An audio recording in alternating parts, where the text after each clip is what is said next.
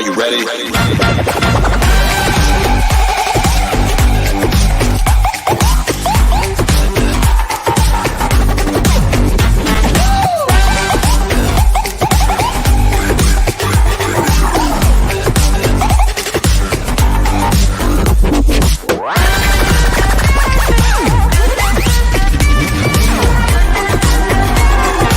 Join from the corner where the big boys claim.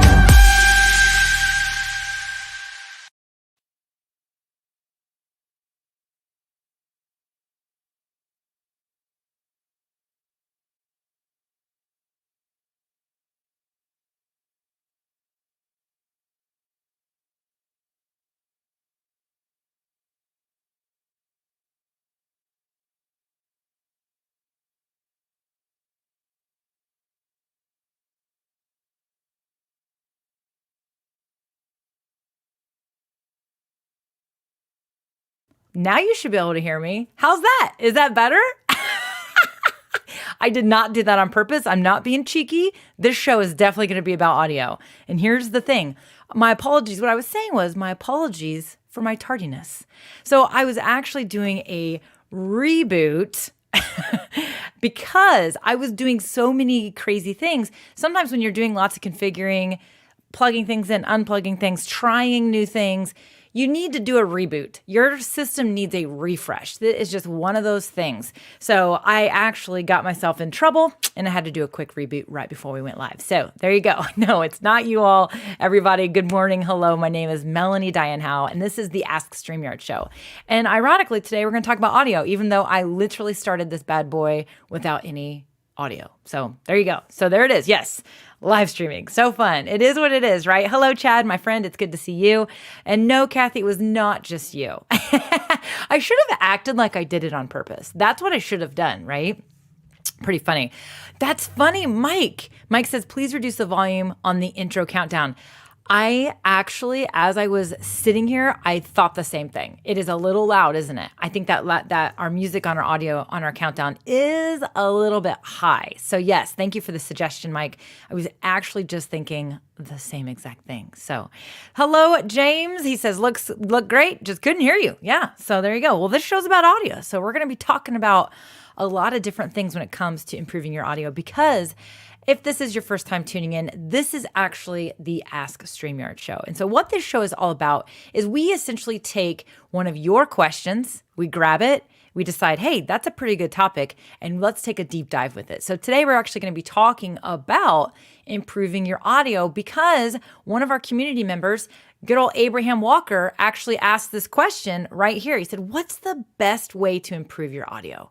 And so that's what we're going to be talking about today. So I wanted to kind of let y'all know that. First of all, I also got to just say hello to everybody. We got all kinds of people. Randy, thank you. He says, hello and love this show. I appreciate that, Randy. Super appreciate that for sure.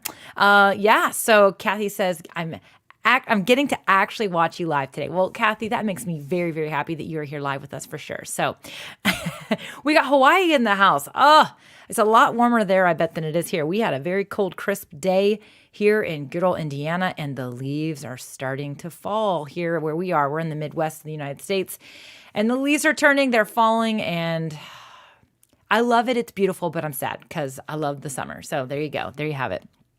Okay, let's see here. We are I'm going to be providing you guys with, oh my gosh, this is one of those shows where I literally was like, this could almost be 3 shows in one, because audio is such a big deal. It is really a huge deal when it comes to our live videos. I know it's video, but there are a lot of people that argue and say audio is the number one, the most important element to having a high quality live stream. And so let me know what you think in the comments. I'd be really curious to know if that's how you feel. And one of the reasons for that is because a lot of people will multitask. In fact, this morning when I was getting ready, I was doing my hair and my makeup, and that sounds fancier than it is. I was literally just in my bathroom getting ready. And I had my iPad out and I was listening to a video, a live stream. I was watching a replay of a live stream, and I really wasn't watching it, but I was listening to it. And the audio was great. The audio quality was really great. And that is one of the reasons why people talk about the power of your audio is really important. And so people will tolerate a, lower quality video, like a camera, webcam, or, whatever, but people are less tolerant if the audio does not sound good. And I'm curious what you all think. Is that how you feel? Will you watch a video that is not high quality video but has high quality audio? And if the audio is crappy and the video is great, will you stay tuned in? I'm curious what you all think about that, for sure. So definitely one of those things where we a lot of us feel that audio is really important, and that's why we wanted to take this question and talk about it. So, but before we get started, really quick, so if you guys have questions for this topic today, do me a favor. I would love for you to put a Q in front of your question. Now that is going to help me see your question, grab your question in the mix of all of the comments that are coming in, because a lot of you are chiming in with your thoughts. You're saying, where you're from and all those things. So definitely put a Q in front of your question. That is definitely something I want to make sure I let you all know. And then here's the other thing. We aren't going to talk about feature requests in this show. So audio is one of those things where I feel like, oh yeah, people have lots of ideas, great ideas actually, about feature requests. Well, this show, we're not going to be entertaining those. So if you have an idea for a feature request, leave it for out of the comments, and do me a favor. Let's stay on task. Let's stay on topic. And I want you to go to StreamYard.com/contact. You can actually submit your feature request there, and that will go to our development team, who they review your feature requests.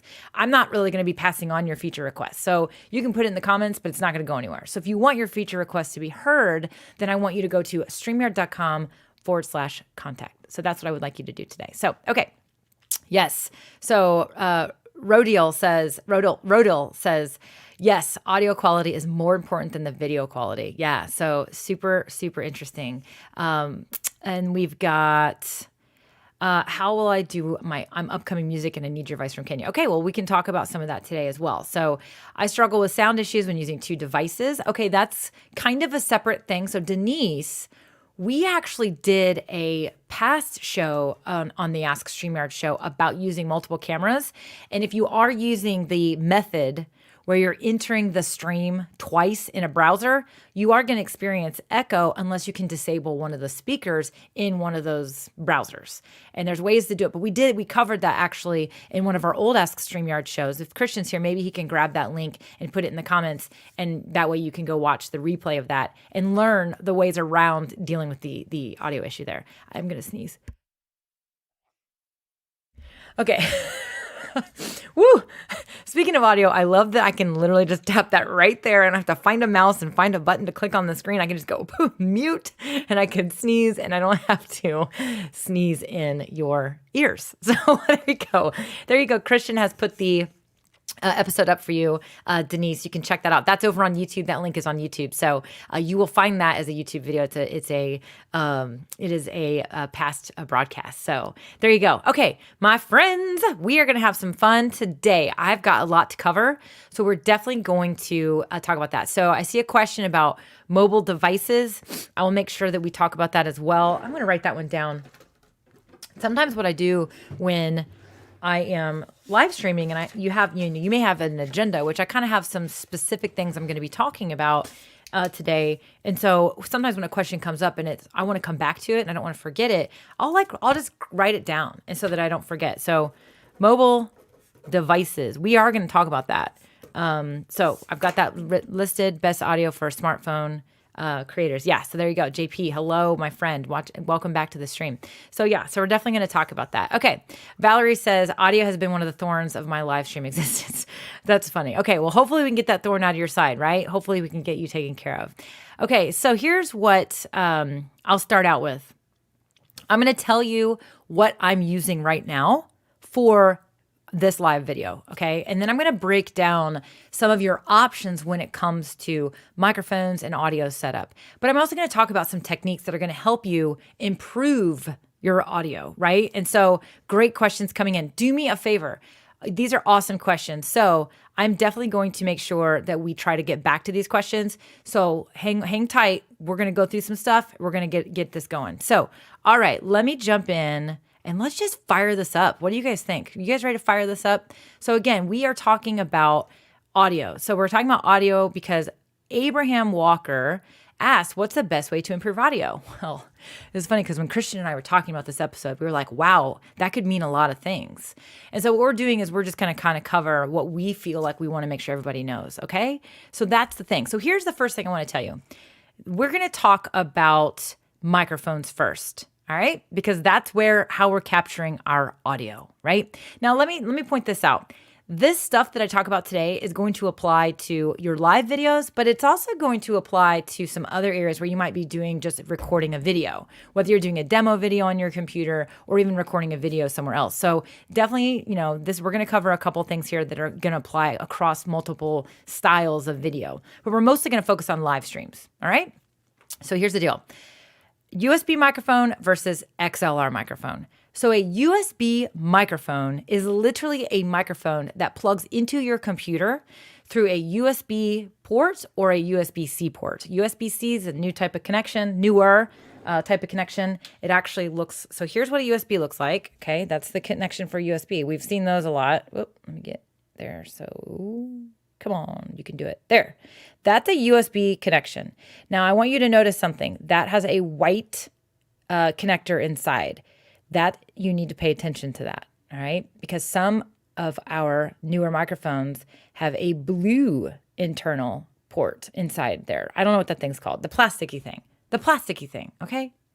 We're not talking about if somebody knows what that's called, just put it in the comments. That's fine. Now, USB-C looks like this. Ooh, come on, get in there. There, that's a USB-C. Oh, if you have, oh my goodness, come on, you can do it. See, I should have just taken pictures of these things. There. That's a USB-C. All right. So it looks different. It's different than a micro USB. Pay attention because some microphones are starting to come with these USB-C connections. And so you need to make sure. But that's a USB. Here's the deal. Here's what a USB is. A USB is going to plug into a computer. And it is what I like to call plug and play. It's ready to go. You plug it in. It's pretty much your computer's going to go la, la, la, la, la, and it's going to know it's connected. And back in the day, you usually had to install a driver and it would actually come from the inside of your device. Not anymore. It's literally get up in there. It's ready. It's like you plug it in and it's going to connect automatically. So yes, USB 3 is blue. So the blue is the USB 3. Now I have a USB blue thing right here. The reason why this is important is because if you're working with, here's one, this is for a different device. This is what the blue looks like. There's a blue one right there. All right. Now, the reason why this is important is because if you have a cable that is blue because it came with your mic that way, then you need to make sure you're plugging it into a blue port or a USB 3 port on your computer as well. So that's key because that's going to cause, if you have a blue one and you're connecting into a white one, you could experience clipping and other issues. So I saw somebody posted about that earlier, and that is one of those things that is pretty critical. So definitely keep in mind that. Now that's a USB that's a USB microphone. An XLR microphone, okay, is totally different. An XLR microphone is an older style, well, not older style, I'm sorry. It is going to have a different type of connection. So right here, this is a XLR. This is actually the Shure MV or M7, the MV7. It is actually a microphone that will be both. You can actually plug it in USB or you can use an XLR cable, which looks like, you see these things. If you see guitars and amps and things, they're using these things. So musicians are very familiar with XLR cables. So that's an XLR microphone. That I don't know about you, but I don't have any computers that have that thing. There aren't ports like that for a computer, right? So in order for you to use that type of audio, that microphone, an XLR microphone, with a computer for live streaming, you're going to need an interface. Okay, an interface they come in many shapes and sizes, many price points. Really popular ones are the Focusrite, the Scarlett. It's the little red box. There's also the Roadcasters, the Roadcaster Pro, for example. Those are interfaces, and that XLR cable will enter into the interface, and then the interface is going to have a USB cable that's going to go out of there and into your computer. And when that is basically how your computer is going to recognize the XLR microphone as your microphone. You can't just go buy the mic and have a cord and plug it into your computer. You have to also invest in the interface. And so that's something I always like to make sure everybody understands, because there is a difference, right? There is a difference between that. So USB microphones, who here has one of these?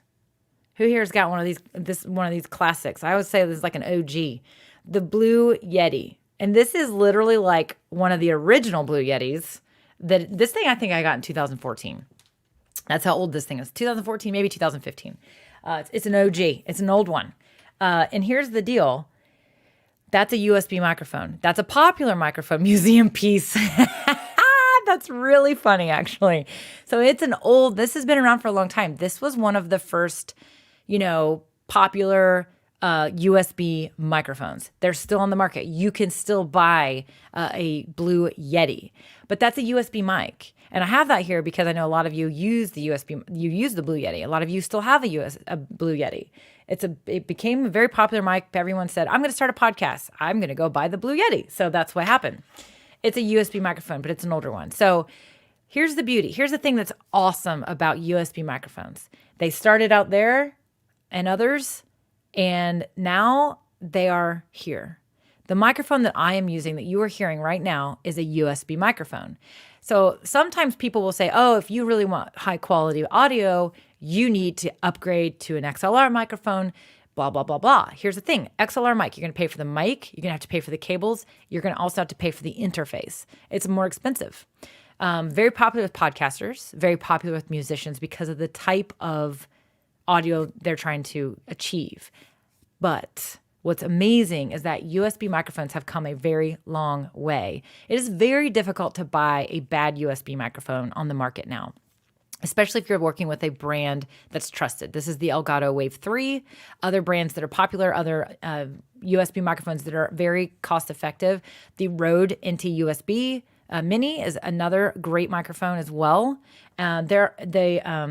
JLab has now come out with microphones that you can get at a lot of big box stores, Best Buy and others right there. Also great microphones. There's many others. This Razer, is it Razer? The Siren, also great microphones, right? So a lot of really good microphones, right? It's decent. So 49er says, I use the Rode NT USB. It's decent. Yeah. So maybe it could be other things, technique and other stuff, but I have seen people use that mic and it sounds amazing. Al says, the Yeti has been so dependable. I'm ready to set up my XLR mic with an interface. Any watch out for tips? Yeah, we can try to cover that today. So, okay.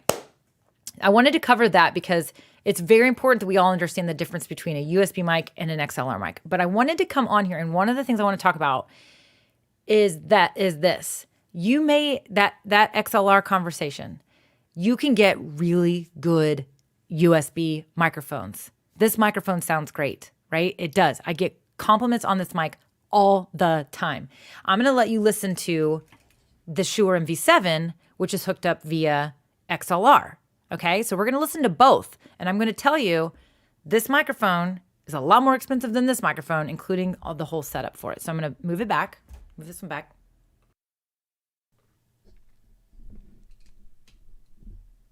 And now I'm using the Shure MV7.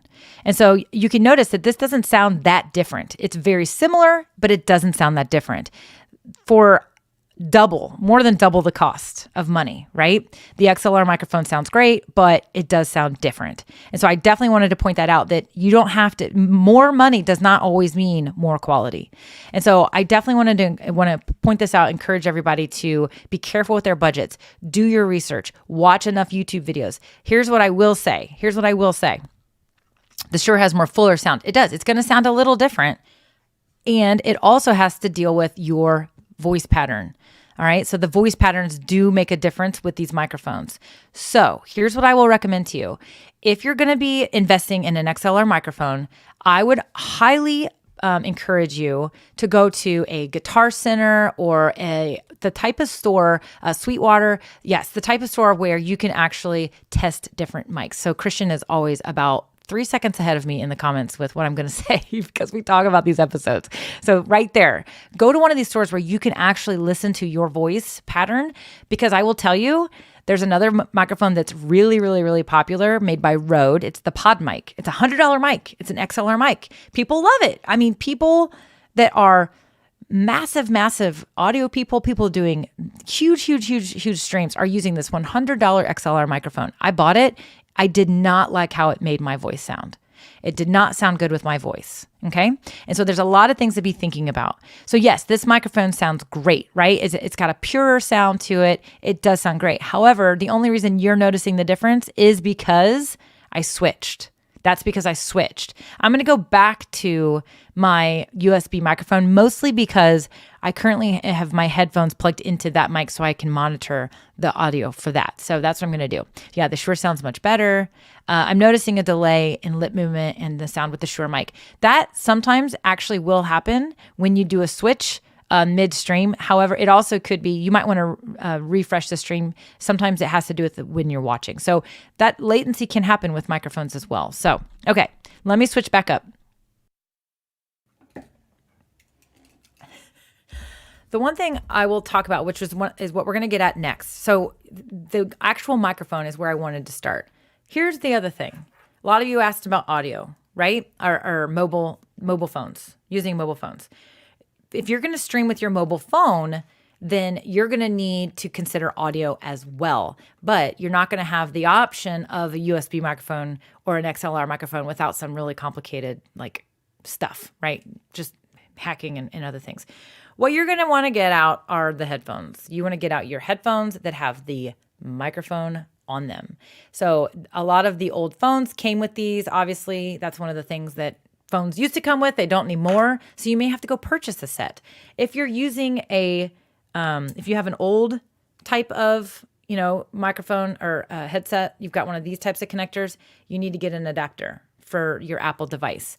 That's going to work great. It's going to work just fine. It's actually going to sound amazing.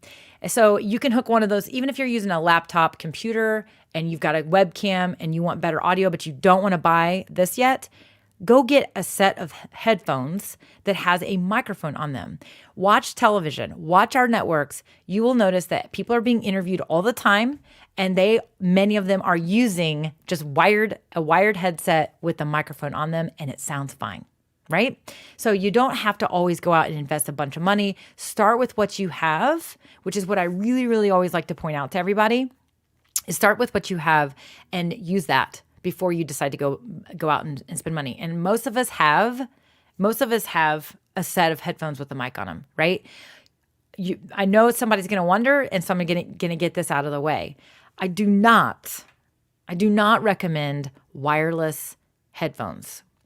The reason for this is because many of them pull in a lot of background noise. So this could be, like the sport ones that go around the back of your head, AirPods, whatever, all the ones that don't even have wires now. Here's the thing. Many times they're going to pull in a lot of background noise. Now, background noise is going to come in many forms. We're going to talk about that in a moment, how to eliminate that. But if I were streaming and I wanted to pull in a bunch of background noise. So if you listen right now, I'm going to tap my shelf. You can hear it. You can barely hear it, right? Now I'm going to bring the gain up and you'll hear it a lot louder.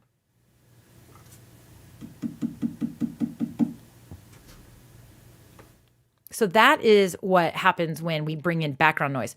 Almost all of our wireless headsets, AirPods, the $200 ones, the $300 ones are going to pull in a lot of background noise. And so you're going to hear a lot of hiss. You're going to hear a lot of noise. When you use the wired set, they don't pull in the background noise the same way. They're just made different. They're built different. So I personally do not like the wireless headsets because of that.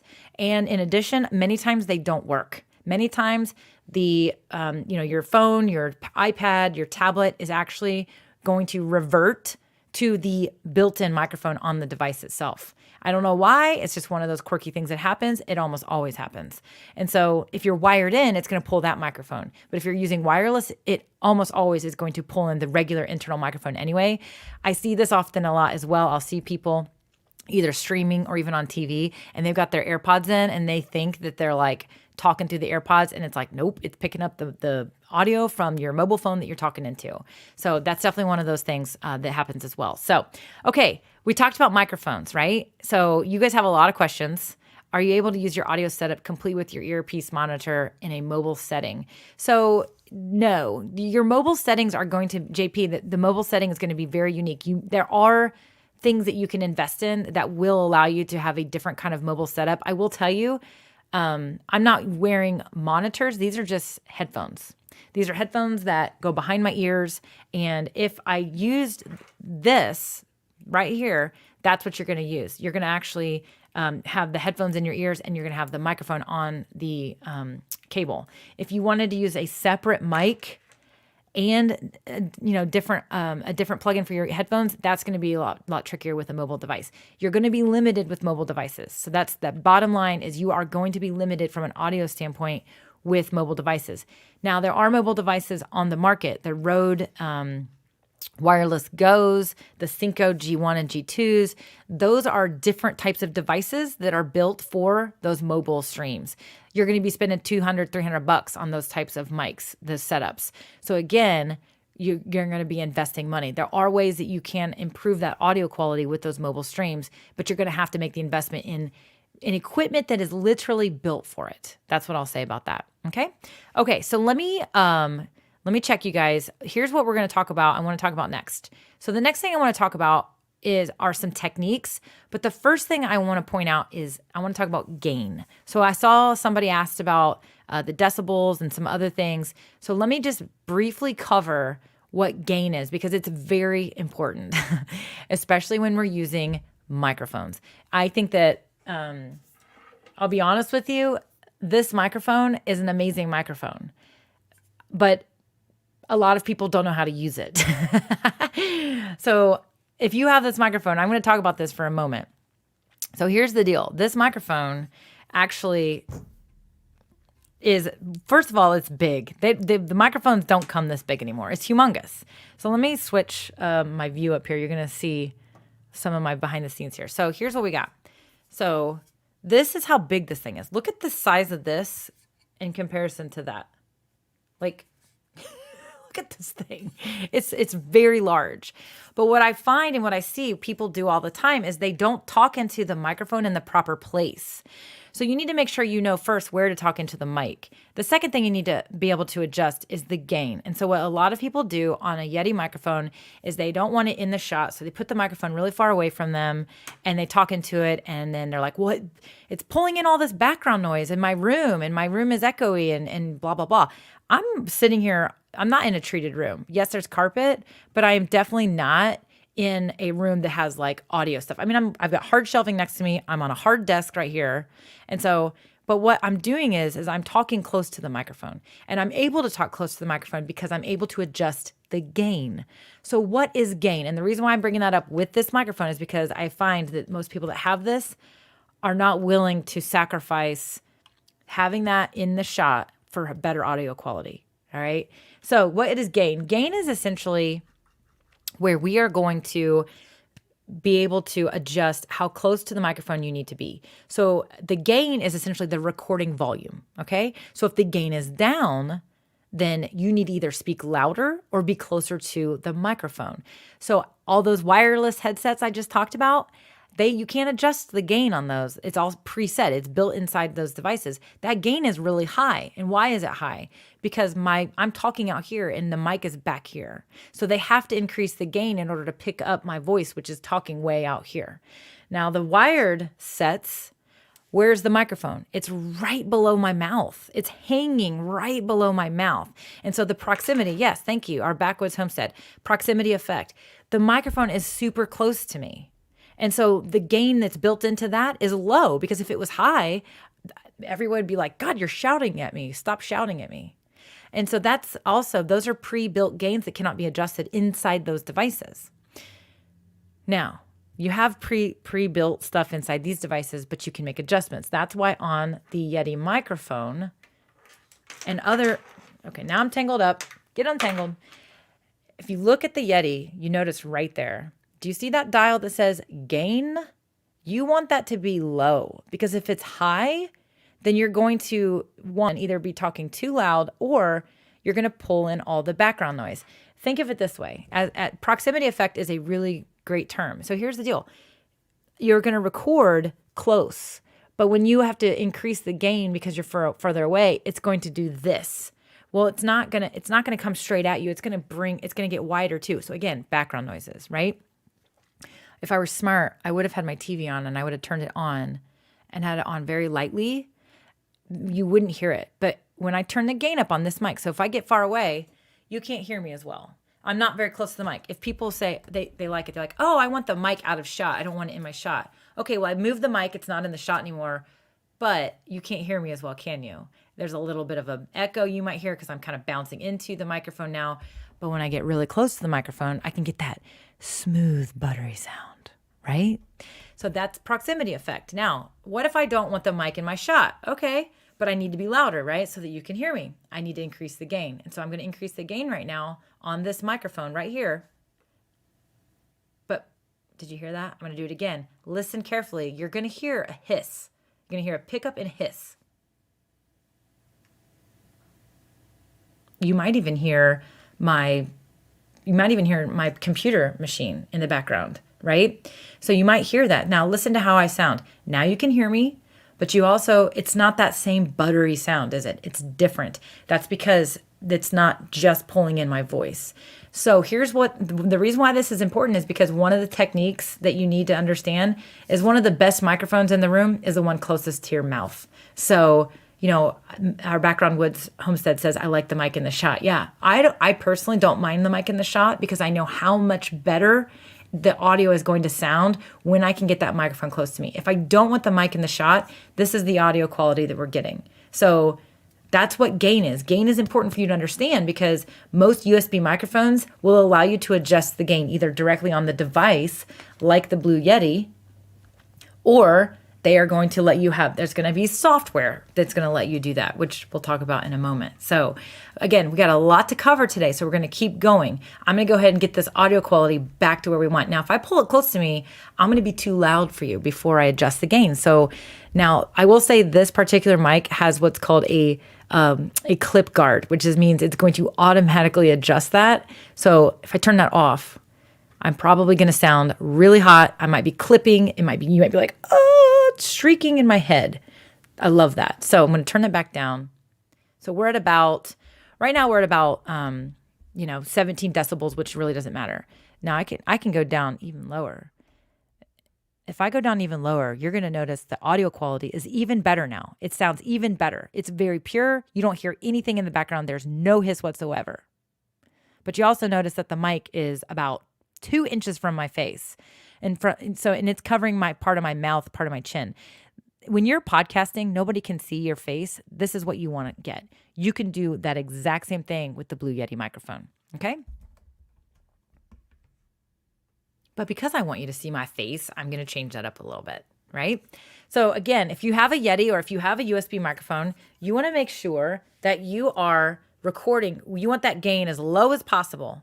As low as possible. So that means you're going to have to get close to the microphone. And the other thing is you see that recording pattern. The recording pattern matters as well because there's literally a spider on the museum artifact of the Blue Yeti. But the recording pattern matters too. So make sure that you understand what you're doing.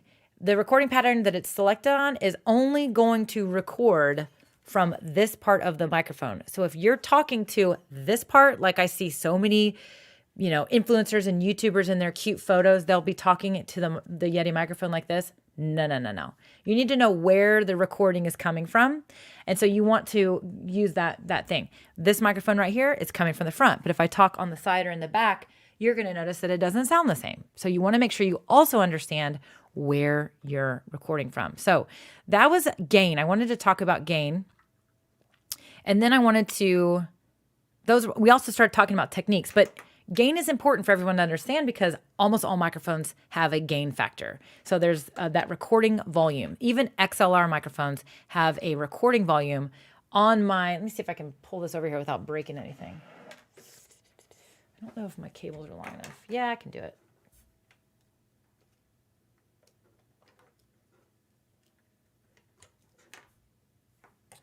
Pull that out of there. Okay, I just unhooked it. So this is the interface that I use for my XLR microphone. Okay, but look at that. Do you see the knobs that say gain? There you go. They are everywhere. So one of the most important things for you to understand is that factor, gain. You need to understand what gain is and how to make the adjustment. So that's a hardware version. On the Yeti microphone, that's a hardware version. It's right there on the mic. I can adjust the gain on this mic right here if I want to as well. But a lot of USB microphones come with gain or software that lets you adjust the gain.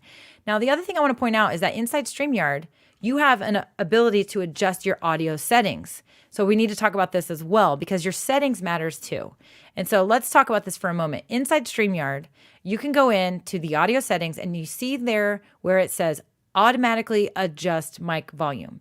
If you don't want to mess with this and you don't want to have a lot of control, you just want to go ahead and have that checked. What that's going to do is StreamYard is going to automatically adjust your volume based on what it hears. So if you're not loud enough, it's going to bump it up automatically. It's going to use the inner software and pull in more. It's going to increase your volume. The only downside to this is that if you are not talking loud enough or close enough to your microphone, it is going to distort your audio somewhat. And so I personally don't use this because I know I feel confident that I have the right levels, I have the right techniques, that I don't need StreamYard to do that for me. But sometimes when I have a guest on, I will make sure they check mark that, because if they're just talking into a phone and they may be moving around, I can't control their audio and neither can they. So I will go ahead and let StreamYard do that. So that's something that's also important that I want you to check out, is that you need to look at the mic, the audio settings in StreamYard. Now, you're going to want to have stereo on unless you are doing an interview. You might want to use echo cancellation so that you can eliminate those issues there. But you can adjust your gain right there where you see the dial that says mic volume. If you uncheck automatically adjust mic volume, you can adjust your mic volume right there. So if people say, hey, I can't hear you, and you're using a set of earbuds, you can go in and bump that up and it's going to increase your volume. Now, as of right now, I saw somebody had a point. They asked about audio levels inside of StreamYard. There is right here, right there, those will flicker green lights. And that kind of gives you a little bit of an audio level, but it's really not a super technical audio level. What that's more doing is helping you see, okay, StreamYard is picking up my audio. My audio is working. I don't personally use that as a gauge of, oh, is it too loud? Is it not loud enough? And so I know it's been requested for StreamYard to add some sort of audio level element inside of the studio. It would be awesome, but it's not there now. So we're working on that for sure. So, okay, let me check you guys out, and I'm going to answer some questions before I talk about some more advanced things. There are some advanced things, but the thing I really wanted to make sure everyone we first started talking about was the difference between a USB microphone and an XLR microphone, and then also what is gain. Gain, in my opinion, is probably one of the most important things everybody can walk away with understanding today, especially if you're just getting started, because that's truly, in my opinion, what I see as the issue when people don't have good quality audio. It's not the equipment, it's usually the use of the equipment. And so it's because they don't understand gain. They don't know that they need to adjust the gain, put the mic closer to their face and adjust the gain, meaning reduce the gain. Because when you reduce the gain, you're only going to record what's right here, which is what you want. You will just want your voice to be recorded. But when you have to get further away from the mic, you have to increase the gain or talk louder, and it doesn't sound as good. So those are the two biggest things. Be comfortable with the microphone close to you. And then if you don't want the microphone close to you and you want it out of the shot, you may have to invest in a much more expensive type of microphone that doesn't pull in as much background noise. Okay, So let's get some of your questions answered because I know you guys have a ton of questions. I will do everything I can to get to those questions. If you're just joining us, we are talking about audio equipment. We are actually answering Abraham Walker's question, which is, what's the best way to improve your audio? So the first thing was we need to understand the microphones. We need to understand technique, right? We're going to talk about some other things as well here. So let me jump up and get to some of your questions briefly here. Let me see here. So, okay, this is a question. Hawaii Craps Shooters. Is it better to turn up your volume on your mic to max and have your audience turn down their sound, or better to go at normal volume and let them increase their volume if needed? This is a really great question. So essentially what they're asking is, should you like go max volume and make them turn their sound down? Here's what I say. I don't think we want our audience to have to do anything. Okay. We don't want them to have to do anything at all. What if they're on a jog? That's hard for them. What if they're driving and they're just listening to your stream or listening to your video? We don't want to make them like stop and have to make an adjustment, right? So my suggestion is that we make sure our volume level is appropriate and that it's just right. Here's what I'll tell you. How do you know if your audio is good? Sometimes you may have to just do some practice. So if you get a new microphone, if you're making some adjustments to that microphone, trying different gains, what I like to do, just bear with me here, create a practice Facebook group, go live in there. You don't have to have anybody in there. Go live in there, okay? Have your phone ready or another device and start talking in it. Start talking in it and then listen to it. So talk, maybe have some headphones in is what I usually do so that it doesn't create the big echo, and listen with headphones on your phone. And you will then know, hey, is it loud enough? Or, oh my gosh, that sounds crazy. It's really distorted. Now, if you are using a Rodecaster Pro or even the Scarlett or software that's also working with your audio, you may likely see audio levels displayed right on screen, which is what I actually have. And I'm going to talk about that in a moment.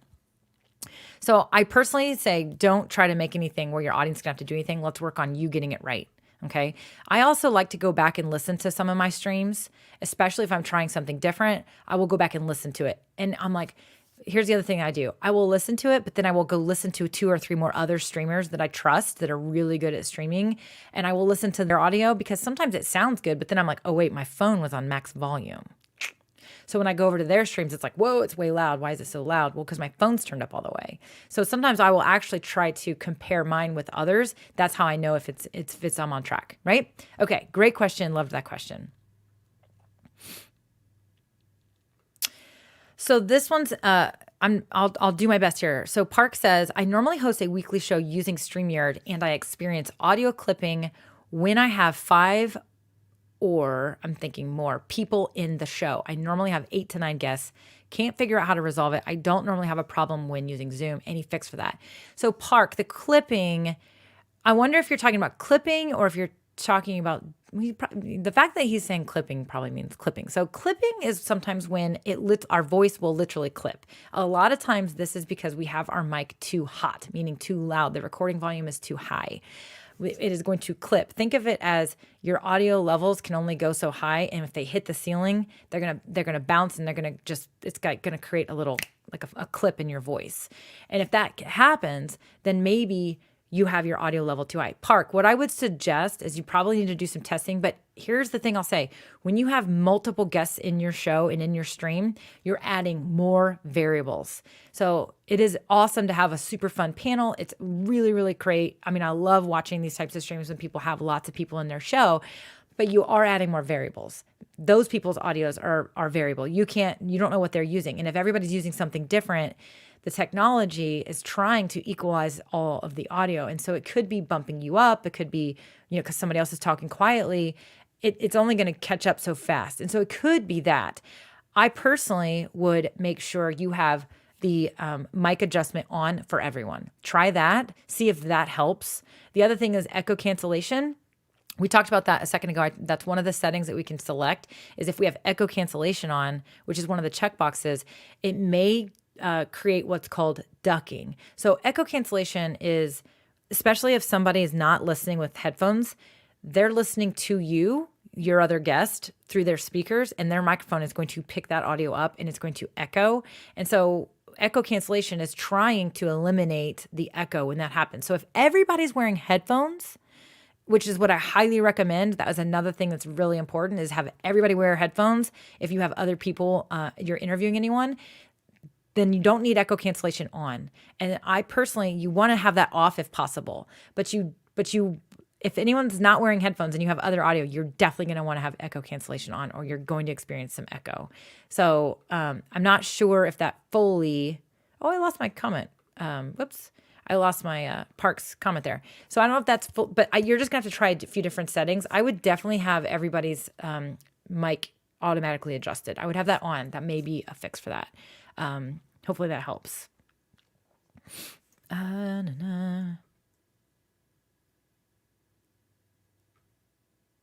Okay, I'm going to find the next question here. Reading your comments.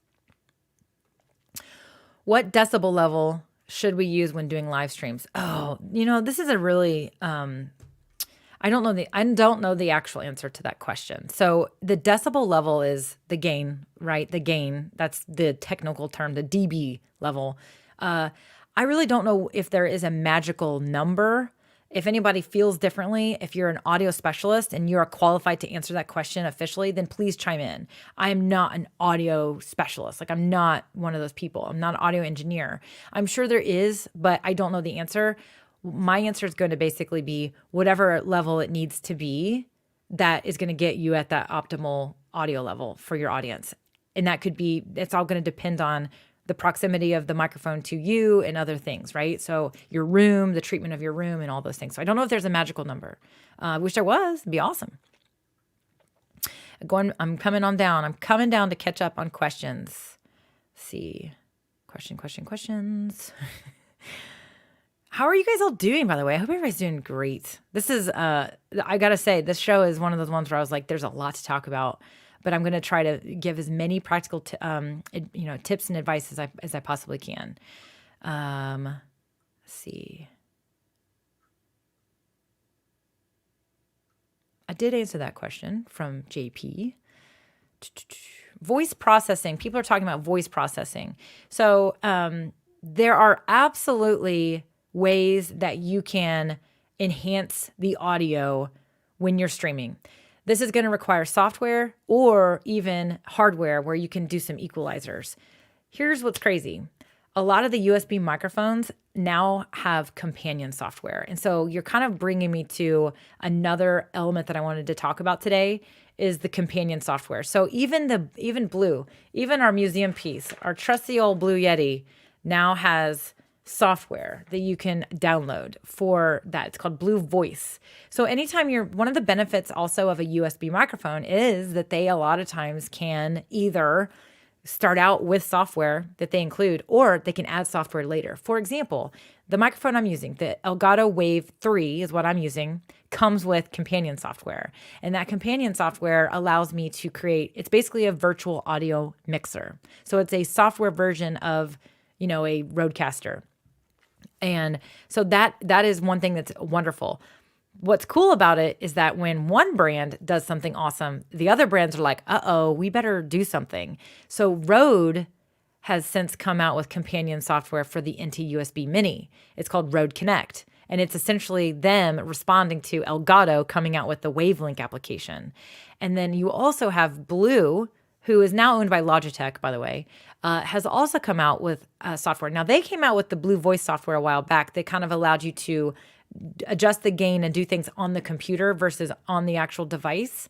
But the other thing they've done is with the Blue Yeti Nano, which is a smaller version of the Blue Yeti, it has a voice called Blue Sherpa, and it actually has pre-built profiles. So if you wanted, I actually have loaned my Blue Yeti Nano to a friend, and this morning I was like, oh, I forgot I loaned it to her. I was going to show this to you because it's actually pretty interesting. The Yeti Nano is a much more inexpensive microphone, a USB microphone, but it comes with this software that allows you to enhance your voice. You can actually click on like AM radio. One of the profiles is like AM radio, and it will literally change all of the equalizer, and it'll make you sound like you're talking in an old AM radio. So there are some things you can do to electronically modify and enhance the sound quality as well for your microphones. USB microphones are becoming very popular with this. They're coming out with companion software to do it.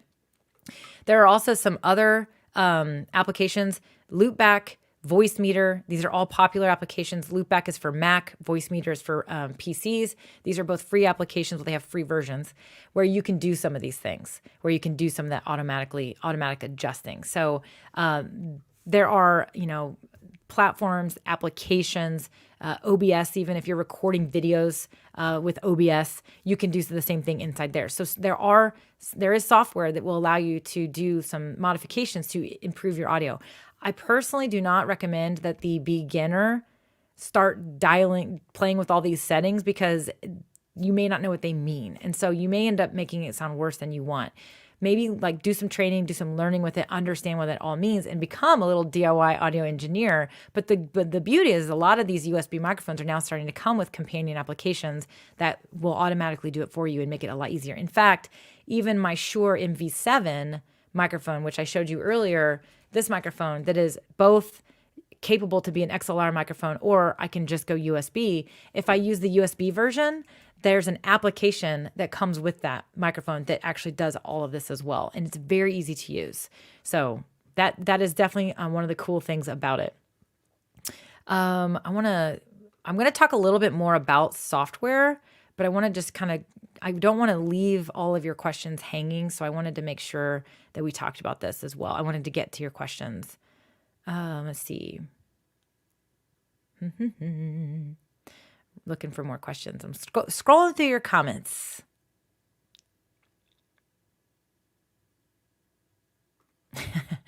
Bernadine talking about the Yeti again. Yeah, a lot of people that gain volume, you have to really pay attention to that. She said she had it all the way up and she could hear the furnace noise. Yeah, so the gain, if you have the gain up, you are going to hear things in the background. One of the things that I do like about my Shure is that I'm able to have that gain down really far.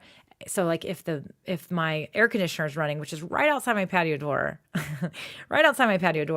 it can hear it usually on the other microphones, but you can't hear it on that microphone. All right, let's catch up. I think I got caught up on most of the questions that you guys had. So come back in here. Okay, this is a good question. When using XLR mics, in your opinion, which works better for a talk show like this? Dynamic or condenser or small diaphragm condenser? Oh, you're getting all techie on me. I can never remember which one is which. I think condenser microphone is what so a condenser microphone, I don't really know the technical stuff. Honestly, okay, so there's condenser and there's dynamic. Condenser microphones are built differently than dynamic microphones. Condenser microphones, if I'm not mistaken, those microphones are going to not pull in as much of the background noise. But I will tell you this. I've seen condenser microphones. I've seen people use condenser microphones, and I can hear everything. I can hear them tapping. I can hear them typing. I can hear them clicking their mouse on their computer. And they're using that microphone that's going to pull that in. I hope I got that right. I always forget the difference between condenser and dynamic. So dynamic, like the Yeti is a dynamic microphone, if I'm not mistaken. The Shure MV7 is a condenser. The Elgato is a dynamic. Many of your USB microphones are going to be dynamic. Okay, I'm looking for more questions. Then I'm going to come check back in with you guys. We're going to keep moving because I am going to talk about some things. Is the Scarlett a preamp? Yes, it actually is a preamp, Mark. If you look right there, you'll notice the 48 volt. You have to hit that. And if you hit that, it is a preamp. It will preamp. I do find that that my Shure microphone, I have a cloud lifter for it too, to give it more gain. So, okay, let me check this out. Godly Sovereign says, I am using an XLR Shure microphone, but it's hard to hear me. Any tips? XLR Shure microphone. So yeah, actually that's crazy. I just said that. Hold on. Let's see. Boy, I hope it's long enough. I'm trying not to ruin my unplug things.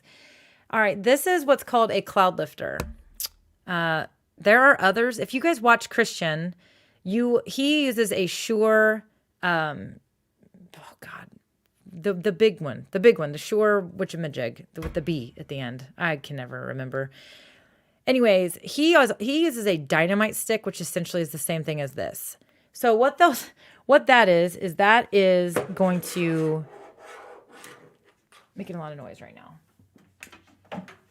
That's going to increase the volume. That is actually my Shure MV7. I have to have the cloud lifter.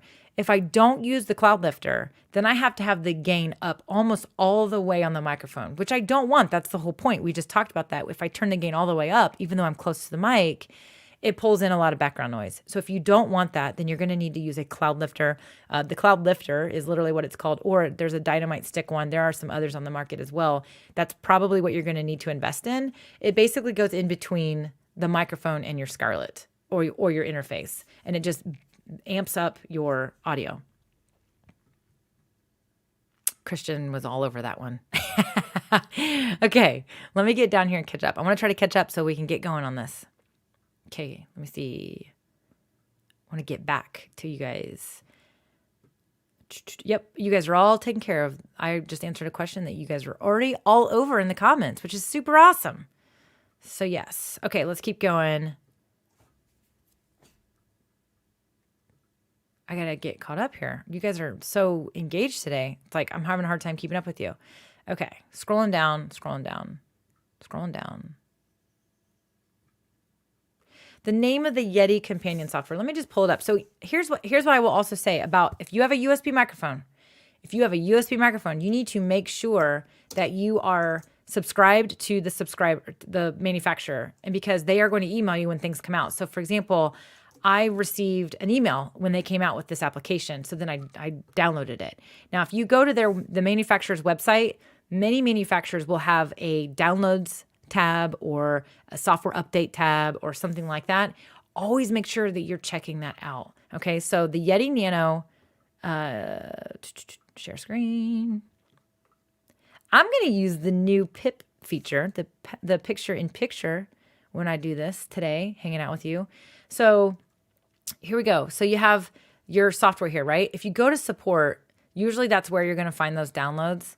But here you just go to the manufacturer's site, and this is where it talks about Blue Voice. So the Blue Voice application is what you want. That's what comes with the Nano. And if you look over here, you're going to notice that it's going to give you, let me maximize that. So Broadcaster 1, that's one of those like pre-built voice patterns. Like here it says right here, presets. You can still adjust it. So noise reduction, gain, compressor, and there's some equalizer stuff as well. It's actually really slick. I thought it was really cool when they came out with this. They came out with it maybe a year ago, I'm not even sure. But you are going to have to download the software in order for it to work. So just go to the Blue website. You'll find it there. Anytime there is, you can download the Sherpa app from here as well for the Blue Yeti, not the Blue Yeti Nano. But the Blue Voice, as far as I understand, only works with the Yeti Nano as of right now. So definitely check that out. That's where you can get that. Again, Shure has an application. Elgato has an application. Rode now has Rode Connect. Many of these USB microphones, if they didn't already, are coming out with applications, which is definitely a benefit to a USB microphone. An XLR microphone, it's kind of like it is what it is, but a USB microphone, they can literally update the firmware, they can update the software, they can add software to it like later, like they've done, like Blue has done. So when that is a benefit of a USB microphone, is they can be enhanced with companion software, which I love. Okay, I'm going to talk to you guys about another thing that we can do. Is it best to use headphones on a PC? So it's really, here's what you need when it comes to headphones. Let's talk about headphones, because that's actually a great point, and that is definitely one of the equipment things that you definitely want to make sure that you have. You only really need headphones if you are introducing other audio other than you.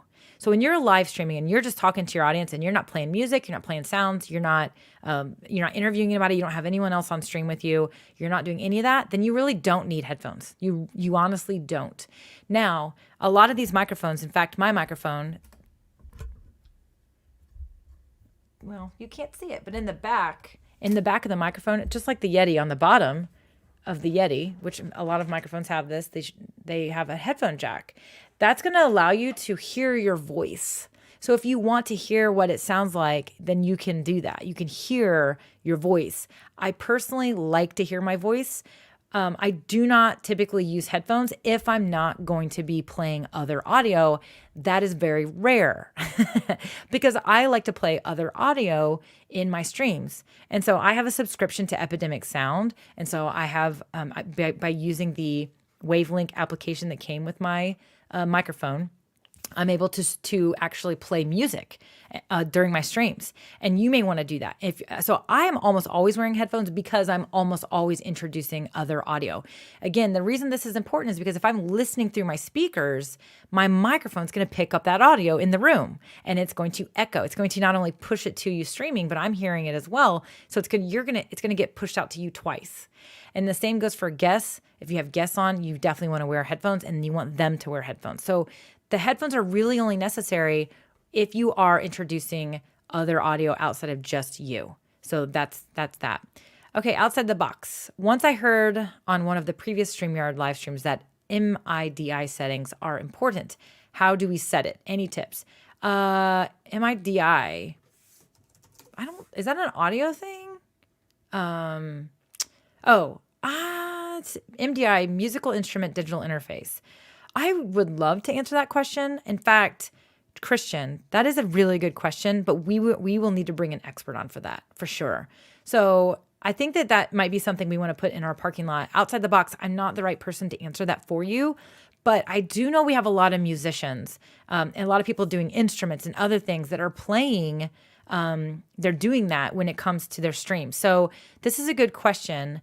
So do me a favor, outside the box, this exact question, word for word, go over to our group and post that question in our group and use the hashtag StreamYard, ask StreamYard. Use that hashtag and we will grab it and we will look at that in our queue. So this person says MDI settings are not necessary, but maybe they are. I really don't know. I wish I knew. But Christian's going to chime in and try to help you out there too in the comments. So, okay. That is a question that I don't want to not answer. I'm not able to answer that one. Okay, let's see here. Well, look who it is. It's our friend Abraham Walker himself. Abraham, we are talking about your question, my friend. I'm assuming it's the same person. So yeah, we're talking about audio. So how to record with 2 USB microphones. If you want to record with 2 USB microphones, now recording just video, you have to be able to use an application that can bring in 2 inputs. Now, you can use audio software like Voicemeeter, Banana, or Voicemeeter, Loopback, as well as a companion application. You can have 2 different microphones. If you plug 2 microphones into your computer and you go to StreamYard and you say, I want to have 2 mics, it's only going to pull in 1 mic at a time, unless you have 2 video inputs as well. So there's definitely, some tricks there. So this person says they can help you. So maybe you guys can connect in the DMs, right? Maybe you guys can figure that out and work together. You will need a way for the audio to be recorded dually. So like you have to have 2 inputs and you have to have 2 different audio ways to basically capture the audio. So there you go. MIDI is for the computer to communicate with digital instruments on what notes to play. Nothing to do with audio streaming. Okay, well, we're all learning something, aren't we? We're all learning more and more and more. Maybe Alvin can come on the show and talk about it. Okay, let's see here. I want to talk a little bit more. Let me see this one. Jonah says, like using StreamYard also when just broadcasting a physical event. Got lapel mics going into a MacBook, but can't seem to get a way to get monitor sound to AirPods to check the audio running out of ports. Any tips? Yeah, can't seem to get away from that. That is definitely a Mac. That's going to be how you're routing all this stuff with your Mac. I don't know that I can really answer that question specifically, but you want to monitor. I hear what you're saying. So you want to hear through something. You want to make sure if you're using StreamYard, then your microphone is going to be your lapel mics. And then when you select speaker, you would need to select the AirPods. But that doesn't necessarily mean that you're going to be doing what's called monitoring. Monitoring is you are literally doing, like I have my headphones plugged into my microphone so I can hear my voice. I'm not hearing what you're hearing. When you go to StreamYard and you select the speaker and you select those AirPods, you're only going to hear what, if you have a guest, that's how you would hear your guest. If you're playing a video with music, that's how you would hear the video's music, or an audio. But for monitoring, I don't know exactly how you would do that with the setup that you have. It's going to be more, maybe depending on that lapel. I know that a lot of the lapel mics that are wireless come with a monitoring device, but you would have to connect your headphones to that. You may not be able to use the AirPods. I'm not sure. Okay, let's talk about this. I want to talk about, again, because we're talking about improving our audio. So let me get back to, I have a couple more things I wanted to talk about. So something else that's really important is your environment in your room. So we talked a little bit about this, but hard surfaces are going to create an echo. They're going to make it sound different. So if you have a hard surface, if you're in a room and you have hardwood floors and you have, you're in a room with walls everywhere that don't have anything on them, no furniture in the room, you're going to be in a very echoey environment. All the stuff we talked about earlier is going to come into play here. You're going to want to use a microphone that allows you to talk as close to the microphone as you're comfortable, and you want to have that gain down as much as possible. So doing that's actually, so one of the complaints that a lot of people have with the Blue Yeti microphone is they say, I'm in an echoey room, so I need to have then they go spend $500 on this microphone. I'm like, you actually don't. I actually have used that microphone in an extremely echoey office. And again, I sacrificed the look and I had the microphone in the shot. It was pretty close to my face. I had the gain way down and it did not pull in the environmental echo. And so you can absolutely still get great audio. You just may have to have the microphone closer to you. Now, you could treat your room. You could put blankets on the floors. You can even hang furniture pads up on the walls. I've seen people do that. Curtains, buy curtains and just hang them on the walls. You need to sound treat your room, essentially, possibly. So if you don't want to have the microphone in your shot, you're in an echoey room, then you're going to need to do something to treat the sound. You can go buy those really fancy, audio foam blocks that go on the walls and things like that. But those tend to be pretty expensive, to be really honest with you. And in order for them to do what you're wanting them to do, you probably need to buy a lot of them. And so maybe start out with add some furniture to the room, maybe get a rug, the shaggier, the better. And then maybe hang some stuff up on the walls. Find a way to maybe do it temporarily. A lot of people say, well, Mel, I'm like, it's also my den. I don't want to have, stuff hanging all over the place to sound treat the room. Well, maybe find a way to do some temporary stuff where you can hang stuff up temporary and then take it back down. That's what I recommend when it comes to that. So your environment does matter. Now I want to talk about accessories. This is the last thing I really wanted to kind of talk about. So accessories are things like this thing right here. All right. This is a little like pop filter thing that you can buy, a little foam windscreen that goes on your microphone. This goes on the Yeti microphone. You can almost buy these for everything. I can even use the same one and put it right there on my Elgato Wave 3. Now, the Elgato Wave 3, in my opinion, has an absolutely incredible built-in pop filter that's inside that microphone. And what a pop filter does is it's eliminating your plosives. So the puff of air that happens when we say P's.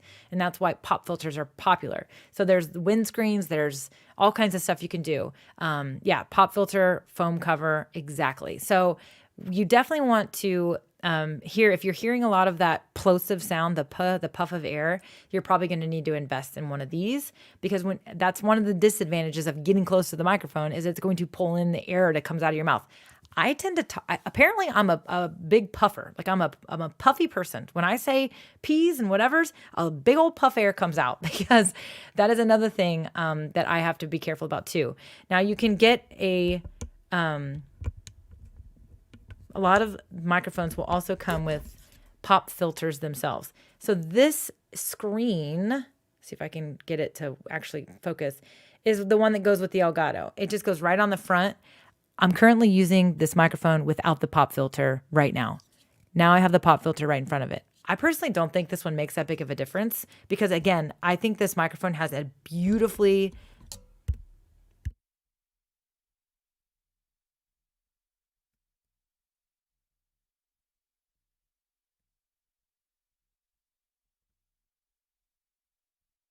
There we go. Okay, I didn't want to make a whole bunch of noise while I was attaching that thing.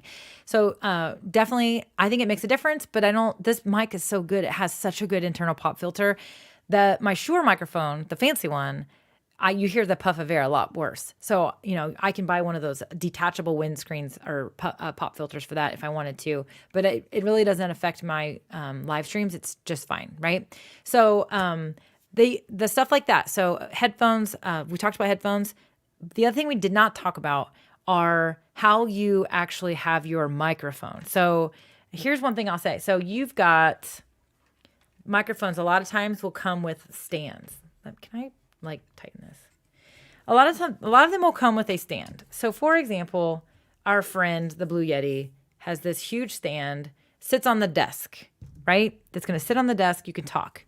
The problem with using a mic stand that is on the desk is that when you are clicking the mouse, when you're typing on your keyboard, if you touch your desk at all, the vibrations from that are going to go up in through that mic stand. Now, there are mic stands that are fancier and they are built to consume the vibration. But most of the mics that we're all talking about, they aren't. So in fact, if you go watch the office hours with Julie and I, so Julie has the same mic that I do.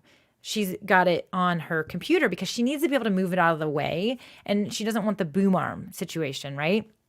You can a lot of times hear Julie clicking her mouse when she's doing certain things or typing on the computer. It kind of has that little pum, pum, pum, pum, pum, pum, pum, pum. So if you ever hear that noise when you're listening to somebody else, the pum, pum, pum, pum, it literally doesn't sound like a thump, thump, thump or tap, tap like a keyboard. It's almost got like a ping sound to it. That's actually the vibrations coming through the actual mic stand. So my recommendation is, if you can, not everybody's setup will work this way, right? If you can, invest in a mic arm, a boom arm. So a lot of times the boom arms, you can go buy a $20 boom arm on Amazon. A lot of times they have a spring in them. Those mic arms sometimes will do what I just described. They will actually pull in the vibrations. I will tell you right now that this thing is attached to a $20 Amazon boom arm that you can't even buy anymore, but it's fine, right? It gets the job done. My Shure is attached to a $100 boom arm that totally absorbs all the vibrations, no vibrations at all. And so the reason why I say that is because a lot of times that is something that is can be challenging for your audience. So if you do need to be doing some tapping, moving around, talking about things, tapping on your mouse, your computer, your keyboard, I suggest you invest in a boom arm. So I can show you what it looks like. There we go. So this is my boom arm right here. Oh, it's really noisy when I move it around because it's got the springs on it. The Shure microphone is on what's called a tube boom arm. So it's just built different and it is beefier, heavy duty. But these attach to the desk. As you can see over here, they go up. You can push them out of the way, which is what I like about them because, I'm not live streaming all day long. This is my computer. This is where I'm working, right? And so that's one of those things that's doing that. So that's a boom arm. You can move out of the way. You can move it up. You can move it down. It's a great way for you to do a better, just have your microphones that can get out of the way, but also it's going to absorb the vibrations from the desk. So I highly recommend you get a boom arm for those reasons, for sure. Let's see. Somebody said... Yeah, so Adam's exploit says, Yeti mics are heavy though. Make sure you buy the proper boom arm. Yes, my $20 boom arm worked totally fine with the Yeti. They are heavier, they are, but I found that you probably could totally buy a one that won't hold it, but that they are heavy. That's one of the heaviest mics that you can buy. I didn't have any problems with the spring-loaded one. You may have to buy an adapter for it, though. That's one of the things that I find. A lot of these boom arms come with adapters now, but you definitely want to try to get the boom arm for sure. Yeah. 49er Minded says, yeah, the boom arm picks up way less sounds than the stands do. Yeah. Now, again, some stands are built to absorb the vibrations, but many of them are not, right? Many of them are not. So if you hear that noise and you're like, why is it doing that? You probably want to invest in a boom arm for sure. But don't get a super cheap one. I think you got to spend probably anywhere from $30 to $100. Do you need a $150 one? Probably not, but one of those things. So one of those things. Okay. So that's what I had for you all today. I wanted to also kind of give you a bonus thing. do you guys want a little bit of a bonus? So if you're just kind of hanging out with us and just joining us, then we've got what we're talking about are how to improve your audio, because our friend Abraham Walker posted the question in our Facebook group. He asked, what's the best way to improve your audio? So we talked about XLR microphones versus USB microphones. We talked about making sure you have the right cables for those, especially the USB microphones. And then we also talked about some techniques.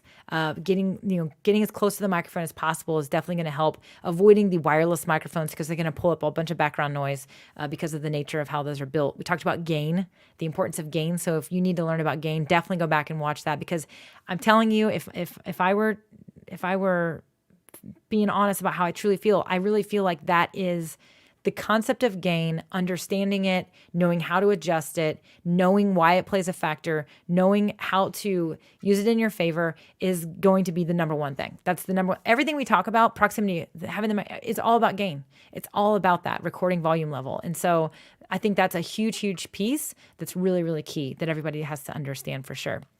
We also talked about some equipment, and we talked about companion software and the other things that are going to help you enhance your streams, because we were taking Abraham's question and we were answering that question. But I wanted to offer a bonus for everybody before we, head out for today. So I mentioned earlier that I'm using a USB microphone today, the Elgato Wave 3. It comes with companion software, and that companion software looks like this. So this is what it looks like.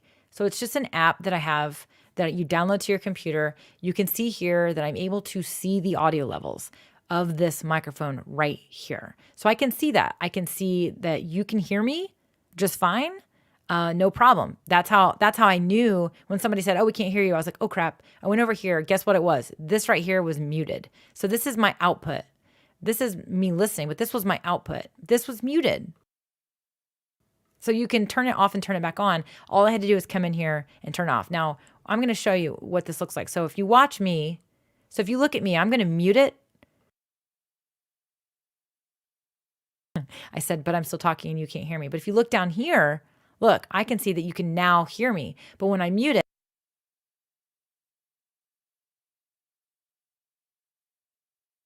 when I'm muted, there were no bars, but I can see now. So that's how I know you can hear me, is that. So we talked, some people said, hey, how do you monitor your audio? Well, I'm using this third-party application, which is what I am pushing out to you. This is the audio I'm pushing out. The reason I wanted to show this to you is because I wanted you to know that when you're ready to go from just using a mic and just kind of using it that way, and you want to start adding software, you can. And you can do a lot of really cool things with that, including play music. A lot of you ask about this all the time. You want to play music, or you want to have sound effects or whatever. So I can actually play a sound effect, or I can play music. So I'm actually going to, I have my Stream Deck as well, which is connected to this app. Right here, the Stream Deck, when I hit a button, it's going to play a sound effect, and that is outputted through this. And I know it's going to work, and I can change the audio levels right there.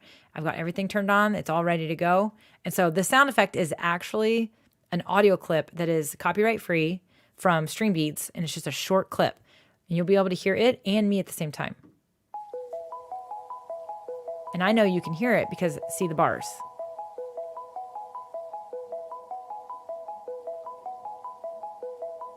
So you can hear that right in the background with me, and it's going to fade out. It's going to fade out right now. So there you go. That is just an audio clip. So yes, you can definitely add audio to improve the audio of your live streams, but you are going to need to, one, understand the concept of it all, and also make sure you have copyright-free audio, copyright-free music, all of those things, and then also the proper software or way to do that. Now, hardware, you can use hardware as well to do the same thing. The Rodecaster Pro is a very popular device that many people use, but so a lot of the applications we talked about in today's stream, the voice meter that's for PCs, Loopback for Macs, and then this Wavelink software for the Elgato microphones, and then of course the Rode Connect, they will allow you to do these things. So there's a lot of those types of questions and people love it. The app is the Wavelink app. You have to have an Elgato 1 or an Elgato Wave 1 or an Elgato Wave 3 microphone in order to do that, in order to use that application. Like it will not work. If you try to install it and you don't have one of those mics plugged in, it literally will not work. That's the way it is as of right now. So you have to kind of pay attention to that.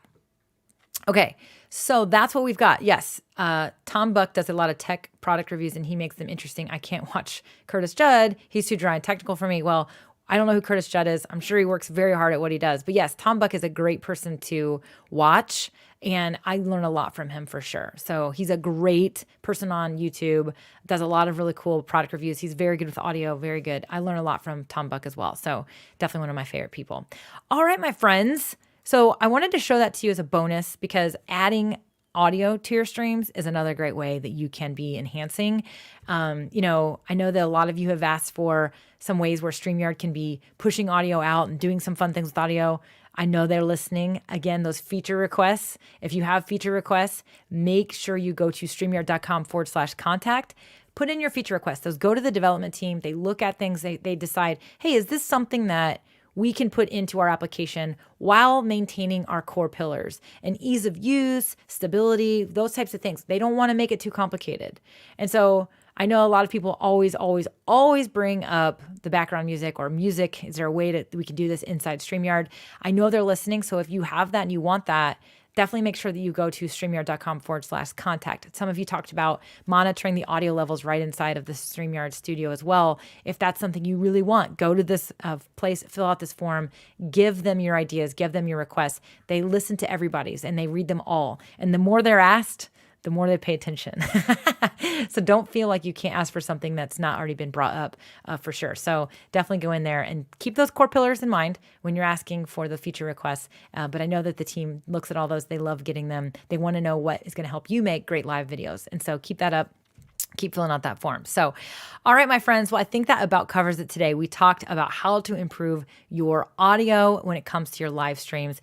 We talked about a lot today. We covered a ton because our friend Abraham Walker asked this question, which is all part of the Ask StreamYard show. So if you have a question and you want me to cover it on this show, then you need to go out there, post the question, use the hashtag #AskStreamYard. We will look at it, we will review it. And if it's juicy and beefy, as I always say, we are going to dive in. Now, there are going to be questions that I can't answer. If that's the case, I'm going to look for a guest. I'm going to pull in a guest expert, bring them on the show, and we're going to answer that question for you. So definitely keep those questions coming. We love to look at them. We love to know what you need help with to enhance your live streams, to improve your live audio or your live videos so that you can meet your goals with your live videos. That's what we're all about. It's what we want to do here. Earlier, somebody asked the question of how I did this, right? Well, make sure you are part of our Facebook community because if you join the Facebook community, go to the pinned posts and you will see up there that Julie Riley, whose name you see up here in the community, by the way, but my name's Melanie Diane Howe. If you go there, you'll see that Julie posted, she's our community manager. She posted a link to a Google Drive folder where you can download some assets for free. And so as long as you're on a basic plan or a professional plan, you can upload custom overlays. Now, this particular overlay is an animated GIF that's transparent. And so that's why it's playing and that's why we see what we see here. So you can get your leaf graphics and other Halloween themed graphics, fall themed graphics over there in that Google Drive folder. And being a part of the community is definitely one of those perks because they're working on next month's graphics already as well. So we have graphics coming out for next month as well. So definitely check those out. Make sure you get a hold of your graphics so that you can get that. So, all right, my friends, I am going to be done for today. We got to move on. You all, I hope everybody has an awesome day today. I know that, we're winding down. We have 2 months left in the year. I do not know how that happened, but I hope that you are going to finish the year strong, hit your goals, have some fun, and make sure that you have subscribed to our YouTube channel if you're watching over there on YouTube because we got a lot of fun things coming, including more live videos as well as more videos to help you up-level your live videos. So, all right, my friends, thanks for watching. I'll see you next time.